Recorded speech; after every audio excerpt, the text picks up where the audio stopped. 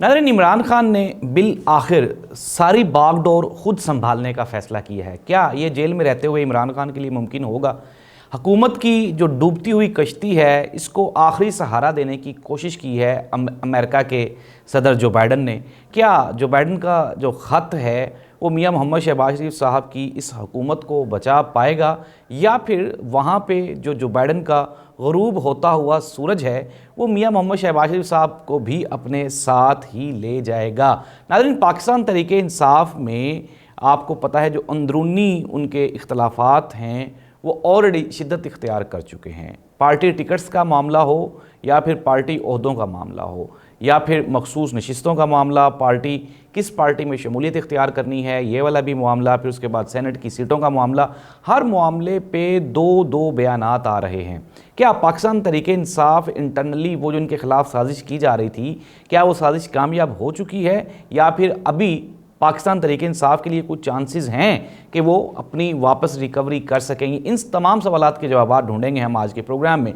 नाज़रीन, पाकिस्तान के जो सीनियर तरीन कानूनदान हैं एतजाज़ अहसन साहब ने कहा कि ये जो 6 जजेस का मामला है ये इमरान खान की फेवर में जाता है। अब ये जो 6 जजेस हैं ये कोई इमरान खान के तरफदार तो नहीं है। हाँ, अलबत्ता जो इस्लामाबाद हाई कोर्ट के चीफ जस्टिस हैं आमिर फ़ारूक साहब, वो इमरान खान को बर्बाद करने पर तुले हुए हैं, ये एतजाज़ अहसन साहब ने कहा। और उन्होंने कहा कि जैसे जैसे ये कोशिश करते हैं इमरान खान को बर्बाद करने की, तो इमरान खान का ग्राफ आहिस्ता आहिस्ता ऊपर जा रहा है। दूसरी जानिब हामिद मीर साहब ने ये कहा, उन्होंने कहा कि वही बात जो इमरान खान गुज़श्ता 2-2.5 साल से कर रहा है, अब वही बात इन 6 जजेस ने भी करना शुरू कर दी है। इमरान खान के बयानिए को तक़वियत मिल रही है। नाज़रीन, दूसरी जानिब हुकूमत पाकिस्तान ने, हुकूमत वक्त ने जो 6 जजेस के ख़त का मामला है, रिटायर्ड चीफ जस्टिस साहब को वो जो कमेटी बनाई गई है उसका हेड बना दिया गया है। नाज़रीन, कोशिश ये की जा रही है कि किसी ना किसी तरह से इन 6 के 6 जजेस को प्रेशराइज़ किया जाए, इनको डराया धमकाया जाए और इनके साथ कुछ इस तरह की ट्रीटमेंट की जाए कि ये ऑटोमेटिकली बैक फुट पे चले जाएं। लेकिन जाहिर सी बात है, ये कोई वो जो डीसी पिंडी चट्टा साहब थे, ये कमिश्नर चट्टा साहब जो थे पिंडी वाले, ये वो तो हैं नहीं। ये तो हमारे इस्लामाबाद हाई कोर्ट के 6 सीनियर तरीन जस्टिस साहिबान हैं। और आपको पता है जो जज होता है वो हमारे ये जो वकला कम्युनिटी है, ये किसी भी सोसाइटी का, किसी भी मुआशरे का सबसे पढ़ा लिखा तबका होता है। और इतनी मेहनत के बाद बंदा जज बनता है और फिर जो आप हाई कोर्ट के जज बनने तक आपको एक लंबा सफ़र तय करना पड़ता है। और मेरा नहीं ख्याल कि हुकूमत का ये प्रेशर काम करेगा। ख्वाजा आसिफ साहब के बयान देख लें, उन्होंने कहा जी कि जो अदलिया में करप्शंस हुई हैं उनकी इंक्वायरी की जाएगी, ये किया जाएगा। यानी कि ऑन द अदर हैंड हुकूमत ये चाह रही है कि किसी न किसी तरह से जस्टिस आमिर फ़ारूक साहब को बचाया जाए, ये जो अदालती निज़ाम जो कि इमरान खान के ख़िलाफ़ फ़ैसले कर रहा है इसको बचाया जाए। लेकिन जिस तरह मैंने कहा कि अब एक बात बिल्कुल क्लियर हो चुकी है और वो ये है कि पाकिस्तान का अदालती निज़ाम पूरी दुनिया में मजाक बन के रह गया है। अमेरिका के सदर जो बाइडन ने शहबाज शरीफ साहब के नाम ख़त लिखा। उन्होंने ख़त में कहा कि हम पाकिस्तान की हर तरह से सपोर्ट करेंगे, पाकिस्तान को किसी भी मामले पे हमारी ज़रूरत होगी तो हम पाकिस्तान के साथ खड़े होंगे। नाज़रीन, ये अच्छा और खुशाइंद ख़त है, लेकिन इससे मैं आपको इसके आप टेक्निकल पहलू पे गौर करें। एक तो ये है कि मैंने जिस तरह पहले भी आपको बताया कि अमेरिका में प्रेसिडेंशियल इलेक्शंस कंटिन्यू हैं और जो बाइडन साहब की पोजीशन वहाँ पे इंतहाई कमज़ोर है और जो बाइडन जा रहे हैं, इस ख़त का शहबाज हुकूमत को कोई भी फ़ायदा नहीं होगा, अलबत्ता इसका उल्टा नुकसान होगा। अगर हम गुज़श्ता दौर में देखें, जब ट्रंप जा रहा था, ट्रंप साहब जा रहे थे, तो इमरान खान के ट्रंप के साथ अच्छे रिलेशंस थे। जब ट्रंप चला गया तो जब जो बाइडन ने चार्ज संभाला तो चार्ज संभालते ही उन्होंने इमरान खान को कॉल भी नहीं की थी।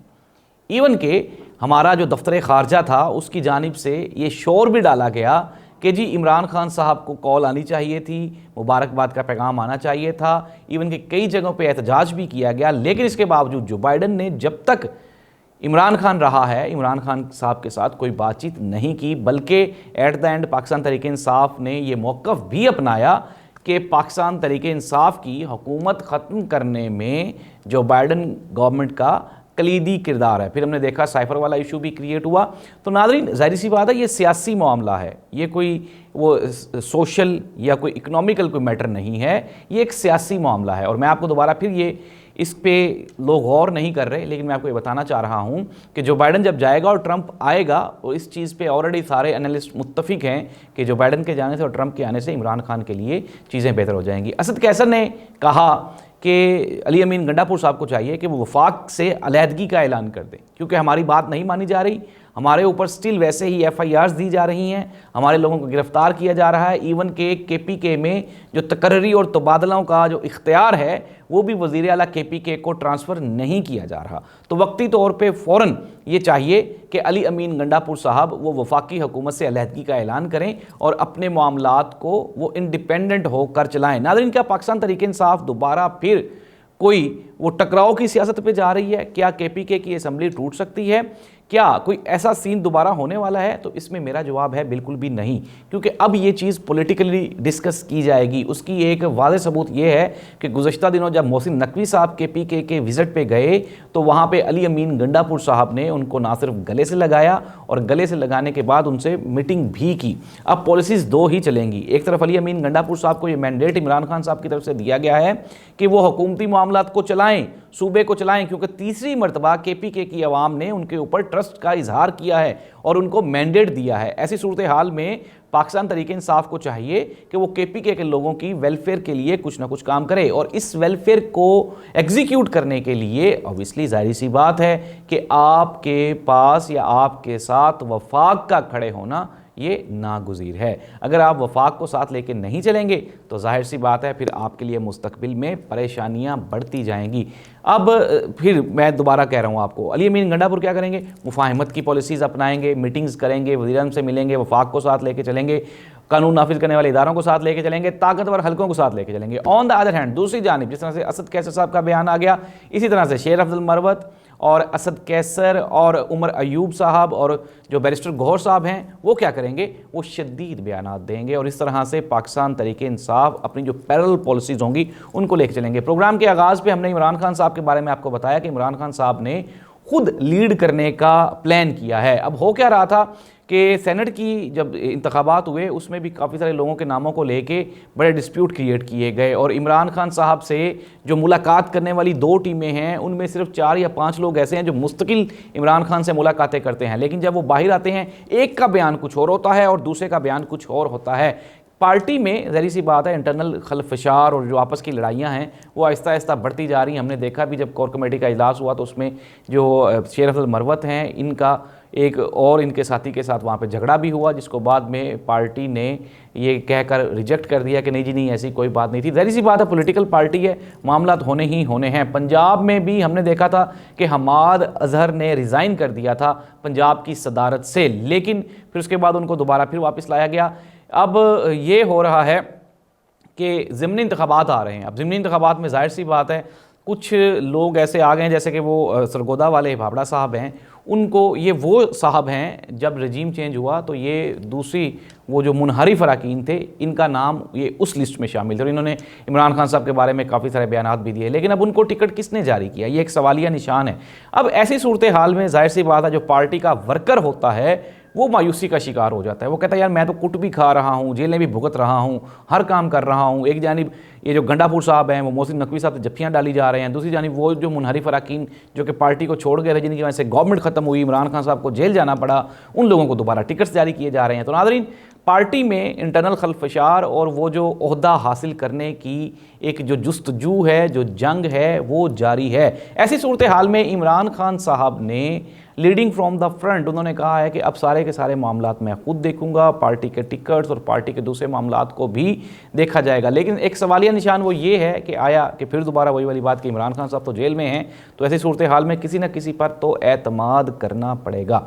नाज़रीन, प्रोग्राम को कंक्लूड करते हैं। मामलात ये हैं कि आम आदमी के लिए आने वाले जो दिन हैं वो इंतहाई मुश्किल और बदतर होने जा रहे हैं। उसकी सबसे बड़ी वजह यह है पेट्रोलियम मसनूआत में इजाफा, फिर आगे बजट आ रहा है और उस बजट का बर्डन उठाने के लिए ना ही तो पीपल्स पार्टी तैयार है, ना ही मुस्लिम लीग नून तैयार है। तो फिर ये बर्डन उठाएगा कौन? एट द एंड ये बर्डन सिर्फ और सिर्फ आवाम को ही उठाना पड़ेगा। 6 जजेस का मामला हुकूमत के गले की हड्डी बनेगा। इसका तमाम तर बेनिफिट जो है वो इमरान खान के नज़रिए को जाएगा, इमरान खान के बयानिए को जाएगा। इमरान खान का इन जजेस के साथ कोई लेना देना नहीं है, लेकिन जिस तरह से पाकिस्तान के तमाम जो इल्म लोग हैं वो इस बात पे मुत्तफिक हैं कि चीज़ें जितनी भी हो रही हैं वो सारी की सारी इमरान खान में नेचुरली ऑटोमेटिकली जा रही हैं, क्योंकि इसकी एक वजह यह भी है कि इन्होंने इमरान खान को जिन केसेस में सज़ा दी वो इमरान खान की सज़ा बनती ही नहीं थी। अब देखना ये होगा आया कि हुकूमत ये जो इतने बड़े बड़े चैलेंजेस दरपेश हो आ गए हैं,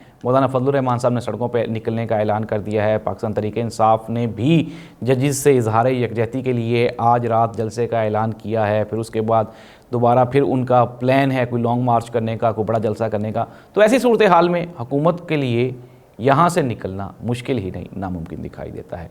अवाम, मैं फिर दोबारा आवाम के लिए कोई ना कोई मैसेज होता है, लेकिन अवाम के लिए सब्र का मैसेज है। और आपने फिर दोबारा वही वाला सीन है कि पेवस्ता रह शजर से उम्मीदें बहार रख, बेहतरी के कोई चांसेस नज़र नहीं आते। अल्लाह करे कि कोई हालात बेहतर हो जाए। अल्लाह इस मुल्क का हामी नासिर हो। अल्लाह हाफिज़।